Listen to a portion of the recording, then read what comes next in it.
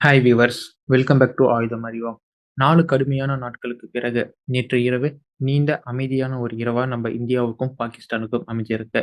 பிஓஜேகே Pakistan occupied Jammu and Kashmir, Haryana, Punjab, Rajasthan போன்ற மாகாணத்துல எந்த ஒரு ஃபயரிங் ஆக்டிவிட்டீஸும், எந்த ஒரு ஆர்ட்டில்லரி எக்ஸ்சேஞ்சும், எந்த ஒரு இன்க்ளூஷனும் இல்ல. ஸோ ரொம்ப அமைதியா நேற்று இரவு கடக்கப்பட்டிருக்கு. அப்படிங்கிறது ரொம்ப முக்கியமான செய்தியா கிடைச்சிருக்கு. மீண்டும் பழைய சூழலுக்கு எல்லையோர மாவட்டங்கள் மற்றும் கிராமங்கள் திரும்புகிறது அப்படிங்கிற செய்தியும் நமக்கு கிடைச்சிருக்கு. இந்த ஒரு நல்ல செய்தியோட இன்னைக்கான காணொளிய நாம ஆரம்பிக்கலாம். ரொம்ப இன்ட்ரஸ்டிங்கான சில ஃபேக்ட்ஸ நாம இன்னைக்கு தெரிஞ்சுக்க போறோம். நீங்கள் பார்த்துக் கொண்டிருப்பது ஆயுதம் அறிவோம். ஆயுதம் அறிவோம் நேயர்களுக்கு அன்பு வணக்கங்கள். Let's dive into it.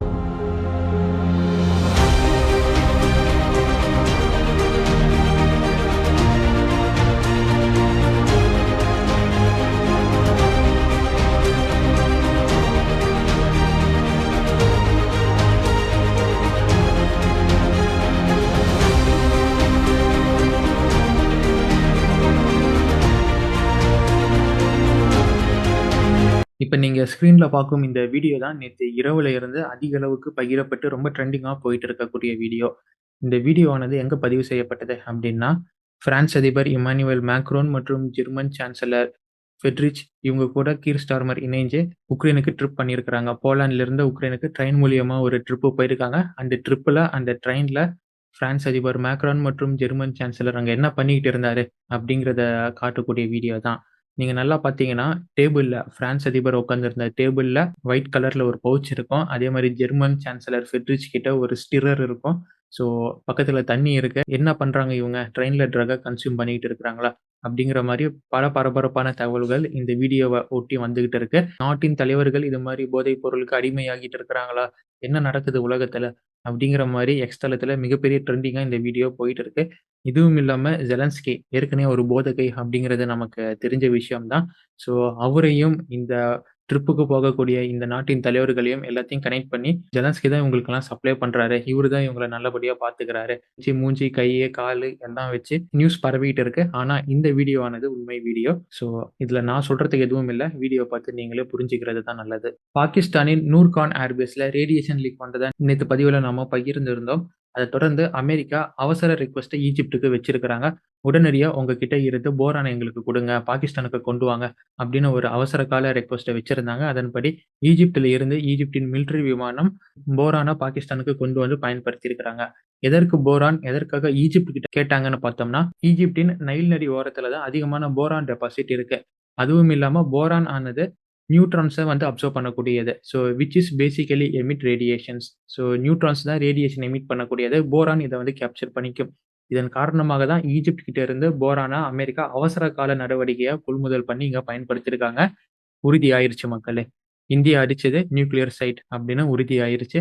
அணு ஆயுதத்த குறி வச்சு இந்தியா தாக்கியிருக்காங்க. இது பியூர் அண்ட் பியூர் ஒரு ப்ரீ எம்ப்டிவ் ஸ்ட்ரைக் அப்படிங்கிறதும் இங்க உறுதி செய்யப்பட்டாச்சு. இப்ப நமக்கு என்ன கேள்வினா, இது மாரி இந்தியா பாகிஸ்தானுக்கு எதிராக ப்ரீ எம்ப்டிவ் ஸ்ட்ரைக் அணு ஆயுத கூடங்கள தாக்குனதற்காக இந்தியா மேல ஏதாச்சும் தடை விதிக்கப்படுமா? அப்படிங்கிறது இப்ப கேள்வியா இருக்கு. ஏன்னா எந்த நாடும் ஈவன் அமெரிக்கா கூட இது மாரியான மூவ் எல்லாம் டக்குன்னு எடுக்க மாட்டாங்க. யோசிப்பாங்க, வார்னிங் குடுப்பாங்க. ஆனா இந்தியா இது மாரி எடுத்திருக்காங்க. எனிஹவ் இது ஒரு ப்ரீ எம்ப்டிவ் ஸ்ட்ரைக். அதாவது நீ நடத்துறதுக்கு முன்னாடி எச்சரிக்கையா நான் நடத்திக்கிறேன் அப்படிங்கிற கணக்குல தான் இந்தியா பண்ணது. இருந்தாலும் இத பயன்படுத்தி இந்தியாவுக்கு எதிரான நாடுகள் இத கண்டனமா கொண்டு போவாங்க. அண்ட் இத அப்படியே திருப்ப பார்ப்பாங்க. அமெரிக்கா என்ன பண்ண போறாங்க? நமக்கு எதிராக ஏதாச்சும் தடை போட போறாங்களா? அப்படிங்கிறத நம்ம பொறுமையா இருந்து தான் பார்க்கணும். பட் நியூஸ் கன்ஃபார்ம் ஆயிருச்சு. நாம அடிச்சது நியூக்ளியர் பேஸோ இல்ல நியூ ஃபெசிலிட்டியோ தான். பாகிஸ்தான் சமீபத்தில லாக்ஹீட் மார்டின் கிட்ட இருந்து 6 AN/TPS 77 அப்படிங்கிற 3D லாங் ரேஞ்ச் ரேடார கொள்முதல் பண்றதுக்கான ஒப்பந்தத்த பண்ணியிருக்கிறாங்க. ஸோ இது எதற்காக இவங்க பண்ணியிருக்கிறாங்க? இந்த செய்தி நமக்கு என்ன கூற வருதுன்னா, இந்தியா பாகிஸ்தானின் சர்வைலன்ஸ்ல மிகப்பெரிய டென்ட்ட ஏற்படுத்தியிருக்கிறாங்க. இந்தியா பாகிஸ்தானின் 3 முக்கிய கிரிட்டிக்கல் ரேடார்ஸ அழிச்சதன் மூலியமா அவங்களுடைய கண்காணிப்புல மிகப்பெரிய ஓட்டை வந்திருக்கு. சொல்லப்போனா, இப்ப அவங்களுடைய சர்வைலன்ஸ் கம்ப்ளீட்லி 0 அப்படிங்கிற மாரி தான் இருக்கு. ஸோ இந்த டென்ட்ட ஓவர் கம் பண்றதுக்காக தான் அவசர கால நடவடிக்கையில லாக்ஹீட் மார்டின் கிட்ட இருந்து 6 லாங் ரேஞ்ச் 450 கிலோமீட்டர் ரேஞ்ச் கொண்ட ரேடார இவங்க ப்ரொக்யூர் பண்றாங்க. இது இல்லாம இன்னொரு இன்ட்ரஸ்டிங் ஃபேக்ட் என்னன்னா, JY-27 அப்படிங்கிற 3D long range aerial surveillance guidance ரேடார பாகிஸ்தான் அதிக அளவுக்கு நம்பி அவங்களுடைய ஏரியல் சர்வேலன்ஸுக்காகவும், அவங்களுடைய மிசைல் கைடன்ஸுக்காகவும் பயன்படுத்திக்கிட்டு வந்தாங்க. இத எப்படி சைனீஸ் மார்க்கெட்டிங் பண்ணிட்டு இருந்தாங்கன்னா, எங்களுடைய JY-27 அப்படிங்கிற இந்த ரேடார் அமெரிக்காவின் ஸ்டெல்த் ஃபைட்டரான F-22வே 500 கிலோமீட்டர் ரேடியஸ்குள்ள வந்தா காமிச்சு குடுத்துரும். அத வச்சு நீங்க எங்களோட HQ-9 போன்ற மிசைல பயன்படுத்தி, அதாவது இன்டர் கனெக்ட் பண்ணி நீங்க அத போட்டு தள்ளலாம். அப்படிங்கிற மாரி பயங்கரமா மார்க்கெட் பண்ணிக்கிட்டு இருந்தாங்க. ஆனா இங்க நடந்தது என்னன்னா, இந்த ரேடார் இருக்கும்போதே நம்மளுடைய ரஃபேல் என்ன இருந்தாலும் எல்லைக்குள்ள இருந்து தான் தாக்குதல் நடத்தணும். இருந்தாலும் போன மிசைல்கள் இருந்தாலும் அதையும் அவங்க கண்காணிச்சிருக்கணும் இல்லையா?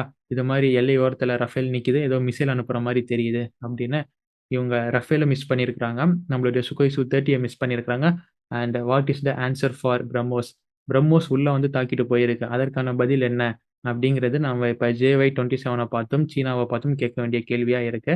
உங்களுடைய ப்ராடக்ட்டின் குவாலிட்டி இவ்வளோதானா? அப்படிங்கிற மாரியும் இப்ப சீனாவின் மிலிட்டரி ப்ராடக்ட்ஸ் உடைய மார்க்கெட் மிகப்பெரிய அளவுக்கு சரிஞ்சுகிட்டு வந்தது. இந்த தாக்குதலின் முதல் நாள் பார்த்தீங்கன்னா, JF-17, J-10 அவங்களுடைய ரேடார் அப்படின்னு சீனாவின் மிலிட்டரி ப்ராடக்ட்ஸ் அதோடைய கம்பெனிகளின் ஷேர்ஸ் அதிக அளவுக்கு உயர்ந்தது. எந்த அளவுக்கு ஒரே நாள்ல உயர்ந்ததோ படபடன்னு அப்படியே வீழ்ச்சி கண்டிருக்கு. இன்னும் அது எழும்பல. அப்படிங்கிறது தான் நிதர்சனமான உண்மை. பாகிஸ்தானால ஏன் சீனாவின் ரேடார்கள பயன்படுத்தி நம்மளுடைய ஏவுகணைகள், நம்மளுடைய இன்டர்செப்டார்ஸ லாக் பண்ண முடியல, ஜாம் பண்ண முடியல அப்படின்னு பார்த்தோம்னா, நம்ப மத்த நாடுகள் போல ஜிபிஎஸ் சிஸ்டமையோ, இல்ல GLONASS சிஸ்டமையோ நம்ம பயன்படுத்தல.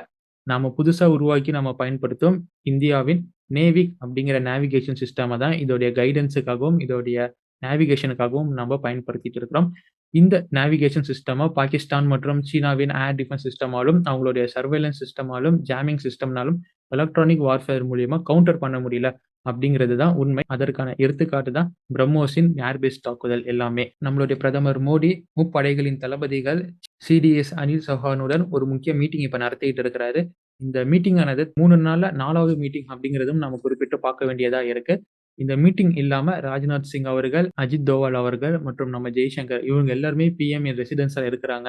சம்திங் பிக் இஸ் குக்கிங் அப்படிங்கிற செய்தி இந்த மீட்டிங் நமக்கு சொல்ல வருது. இத தொடர்ந்து இன்னைக்கு மத்தியானம் நம்மளுடைய DGMO lieutenant general Rajiv Gandhi பாகிஸ்தானின் டிஜிஎம்ஓவுடன் ஒரு தொலைபேசி சந்திப்பு நடத்த இருக்கிறாரு. இந்த சந்திப்புல இந்த சீஸ்ஃபயர் பற்றியும் அடுத்த கட்ட நடவடிக்கை என்ன அப்படிங்கிற மாரியும் பேச இருக்கிறதாக தகவல்கள் வந்துகிட்டு இருக்கு. இது மதியம் 2 மணிக்கு நடக்க இருக்கு அப்படின்னு சொல்லப்பட்டாலும், இந்தியா எக்ஸ்பிரஸ் என்ன சொல்லியிருக்கிறாங்கன்னா, இது 12 மணிக்கு நடக்கும். 2:30 மணிக்கு நம்மளுடைய டிஜிஎம்ஓ பிரஸ் மீட் குடுப்பாரு அப்படின்னு சொல்லப்படுது. டைம் என்ன அப்படிங்கிறத என்னால உறுதி பண்ண முடியல. இருந்தாலும் இன்னைக்கு இந்தியாவின் டிஜிஎம்ஓ மற்றும் பாகிஸ்தானின் டிஜிஎம்ஓ ஒரு தொலைபேசி சந்திப்பு நடத்த போறாங்க அப்படிங்கிறது உறுதியான தகவலா இருக்கு. இப்ப ரொம்ப ட்ரெண்டிங்கா வந்துட்டு இருக்கு. நீங்க கூட இந்த வீடியோ பார்க்கறதுக்கு முன்னாடி கேட்டிருக்கலாம். இந்தியா பாகிஸ்தானுடன் இணைந்து S-500 அப்படிங்கிற அட்வான்ஸ்டு ஏர் டிஃபென்ஸ் சிஸ்டம உருவாக்க போறாங்க அப்படிங்கிறத. இந்த செய்தி உண்மையானது தான். ஆனா இந்த செய்தி இப்ப வந்த செய்தி இல்ல. மோடி 3 டெர்மா பிரைம் மினிஸ்டர் ஆனத தொடர்ந்து 19 ஜூலை 2024ல ரஷ்யாவுக்கு போயிருந்தாரு. அப்போ போகும்போது ரஷ்யாவால் இந்த இன்ட்ரெஸ்ட் முன்வைக்கப்பட்டது. நாம 2 பேரும் சேர்ந்து S-500 உருவாக்கலாமே! ஜாயிண்ட் புரொடக்ஷன் பண்ணலாம். அப்படின்னு வச்ச ரெக்வெஸ்ட்ட தான் இப்ப மீண்டும் ட்ரெண்டிங் படுத்திட்டு இருக்கிறாங்க. இப்ப நடந்த தாக்குதல்ல S-400 மிகப்பெரிய அளவுக்கு நமக்கு கை குடுத்தது. அதனால என்ன பண்ண முடியும் அப்படிங்கிறத நமக்கு காமிச்சிருக்கு. இதனால நம்ப S-400 தொடர்ந்து S-500 நம்ம ஜாயிண்ட் புரொடக்ஷன் பண்ணலாம் அப்படின்னு இந்தியா நினைக்கலாம். ஏன்னா ப்ரொக்யூர்மென்ட் பண்ணணும் அப்படிங்கிற இன்ட்ரெஸ்ட்ல இந்தியா இருந்தாங்கன்னா, ஜாயிண்ட் புரொடக்ஷன் பண்ணும்போது நமக்கு அதற்கான காஸ்ட் குறையும். நாமளும் அதை ஏற்றுமதி பண்ணலாம். லைக் பிரம்மோஸ் மாரி joint development, joint production and joint business நம்மனால பண்ண முடியும் அப்படிங்கிறது தான் இருக்கிற செய்தி. S-500 இப்போ ஒரு ஆப்டிமல் சாய்ஸா இந்தியாவுக்கு இருக்கும். மறக்க வேணாம் ஃபிரெண்ட்ஸ், நம்மளுடைய home crown S-400 system ready ஆகிட்டு இருக்கு. இது இல்லாம இந்தியாவின் iron dome layer by layer இன்டர்செப்டார்ஸும் ரெடி ஆகிட்டு இருக்கு. இன்டகிரேட்டட் இன்டர்செப்டார்ஸும் ரெடி ஆகிட்டு இருக்கு. இதையெல்லாம் மீறி இந்தியா இந்த S-500 ஜாயிண்ட் புரொடக்ஷனுக்கு போவாங்களா? அப்படிங்கிறது தான் எனக்கு சின்ன சந்தேகமா இருக்கு. But I am damn sure இப்ப இருக்கும் கள சூழல் பார்க்கும்போது இந்தியா கண்டிப்பா இந்த இன்ட்ரெஸ்ட் எடுத்துப்பாங்க அப்படிங்கிறது தான் என்னுடைய பெர்சனல் ஒப்பீனியனா இருக்கு. நீங்க இத பத்தி என்ன சொல்றீங்க? இந்தியா கண்டிப்பா S-400 ப்ரொக்யூர் பண்ணத தொடர்ந்து ரஷ்யா கூட சேர்ந்து ஜாயிண்ட் புரொடக்ஷன் பண்ணணுமா?